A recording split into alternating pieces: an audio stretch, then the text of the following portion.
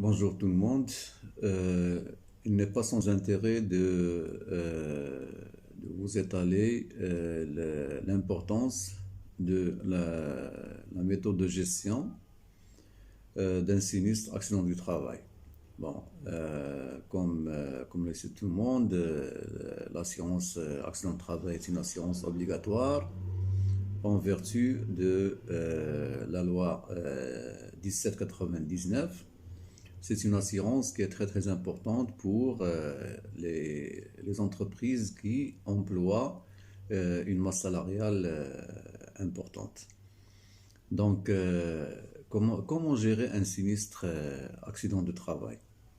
Bon, c'est une question qui tourmente beaucoup de gens, beaucoup de praticiens, beaucoup d'employés qui exercent au sein des compagnies d'assurance ou bien d'employés qui exercent dans un service social d'une multinationale, d'une entreprise à caractère industriel. Ils se trouvent en face d'un certain nombre de dossiers auxquels ils trouvent pas mal de difficultés pour gérer ce volet qui est très important et qui reflète un caractère social important. Pourquoi? Parce que les victimes, ce sont des salariés. Du coup, lorsqu'il y a survenance d'un sinistre accident de travail, le salarié va se trouver devant un problème sérieux, à savoir le manque à gagner. Donc, imaginez avec moi un salarié qui touche un salaire de 3000 dirhams, un SMIG. C'est l'équivalence de 100 dirhams par jour. Euh, après avoir subi des lésions corporelles lui empêchant d'exercer son métier, le premier jour, il va se trouver privé de son gagne-pain. Donc, la gestion d'un dossier sinistre, accident de travail, revêt une importance très cruciale. Donc voilà. Avant de se pencher sur le- les étapes essentielles pour qu'une victime d'accident de travail obtienne remboursement de ses frais médicaux, remboursement de son ITT, ce qu'on appelle en français l'ITT, c'est l'incapacité temporaire de travail. En cas de guérison, le médecin lui octroie un certificat médico-légal avec un taux d'IPP qui est l'incapacité physique permanente. Ça, ce sont les garanties acquises. C'est le remboursement des frais médicaux, le remboursement de l'ITT, qui est l'indemnité journalière des jours non travaillés, et l'IPP, à savoir l'incapacité physique permanente. Donc voilà, il y a toute une procédure à respecter pour que la victime obtienne le remboursement de, de ses prestations. La première démarche à faire, c'est une déclaration de sinistre, une déclaration à envoyer à la compagnie d'assurance.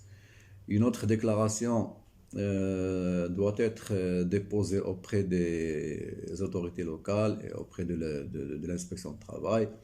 Désormais, il y a un site là où la victime peut lui-même télécharger les annexes exigées par la loi et qui sont au nombre de six annexes. Une annexe relative à la déclaration du sinistre, une annexe relative au remplissement des certificats médicaux, et il y a pas mal d'annexes.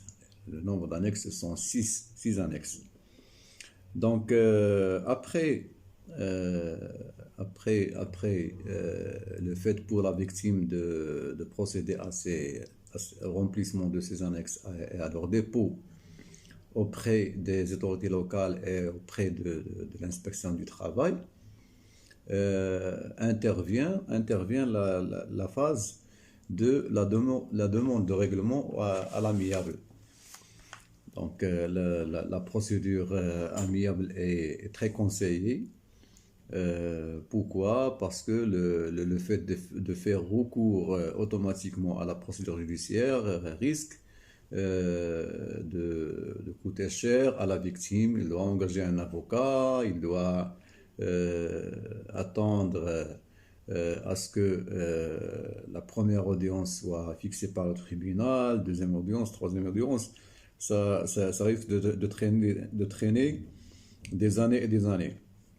Donc il est conseillé à la victime de formuler une demande de règlement à l'amiable en joignant tout son dossier médical, la déclaration initiale du sinistre, les certificats médicaux. Il y a un certificat médical de constatation. On peut trouver des certificats de prolongation. Il y a le certificat de reprise du travail. Et enfin, il y a le certificat de guérison avec IPP. Donc, il est préférable de rassembler tout le dossier et de le déposer auprès de l'assureur avec une demande de règlement à l'amiable. Donc, une fois la demande atterrisse sur le bureau du gestionnaire de sinistre auprès de la compagnie, la procédure la suivante, c'est la nomination d'un médecin expert de la compagnie pour arrêter un rapport dans lequel il mentionne, il décrit l'accident, la véracité du sinistre, et il octroie à la victime une estimation des jours travaillés, c'est l'ITT, et une estimation du dommage corporel que la victime a subi avec fixation d'un taux d'IPP qui servira de base à la préparation des offres de règlement. Une fois les offres de règlement établies, la compagnie envoie à la victime un papier là où il y a des offres de règlement que la victime doit signer, légaliser et retourner à la compagnie comme quoi il manifeste son acceptation.